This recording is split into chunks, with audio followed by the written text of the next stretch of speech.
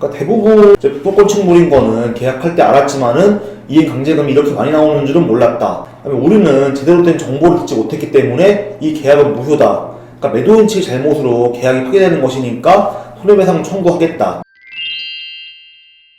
안녕하세요. 부동산 임대차를 전문으로 연구하는 법률사무소 진리 대표변호사 최석호입니다.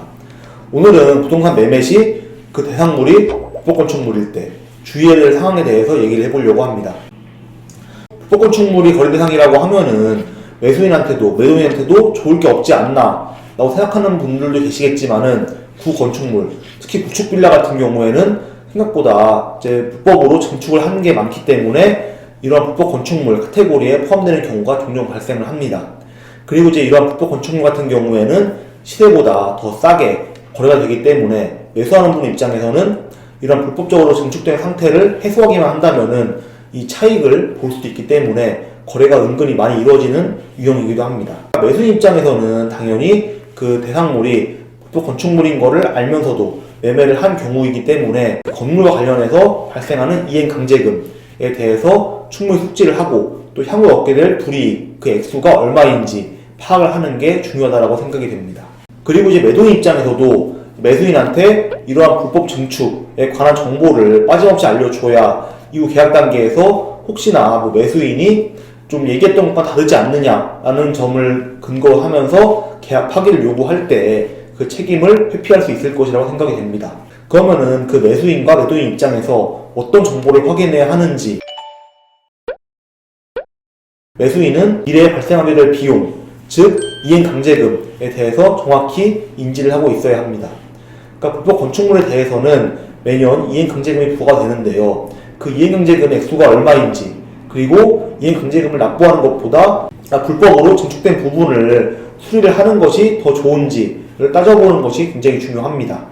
그러니까 대부분의 매수인 같은 경우에는 이제 불법 건축물인 건 알았지만은 이행 강제금이 이렇게 많이 나오는 줄은 몰랐다 라던가, 아니면은 우리는 제대로 된 정보를 듣지 못했기 때문에 이 계약은 무효다, 매도인 측의 잘못으로 계약 파기되는 거니까 손해배상을 청구할 수 있다 라고 주장을 하는 경우가 많거든요. 매수인이 이렇게 나오는 경우가 좀 있기 때문에 매도인 측에서는 어떠한 이유로 불법 건축물이 지정이 된 것인지, 그리고 이행 강제금이 여태까지 매년 얼마씩 나와왔는지 이런 점을 자세히 설명해 준 다음에 이러한 설명 의무를 모두 이행했다 라는 증거를 계약서에 남겨두는 것이 좋을 것 같습니다.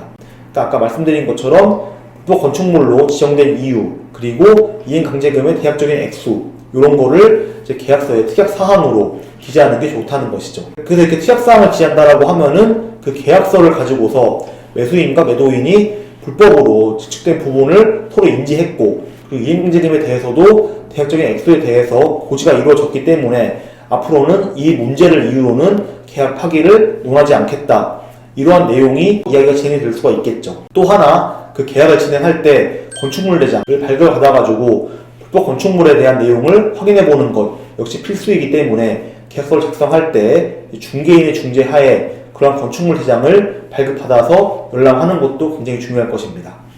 그러니까 개인적으로는 이런 것까지 확인하나 싶을 수 있겠지만은 법률상으로는 문제가 될 수 있는 것이 바로 이러한 계약 조건인 만큼 양측이 서로 정확한 정보를 교환을 하고 인지한 후에 계약을 체결하는 것이 당장은 귀찮다고 하더라도 길게 본다면은 양측에게 도움이 될 것이라고 생각이 됩니다.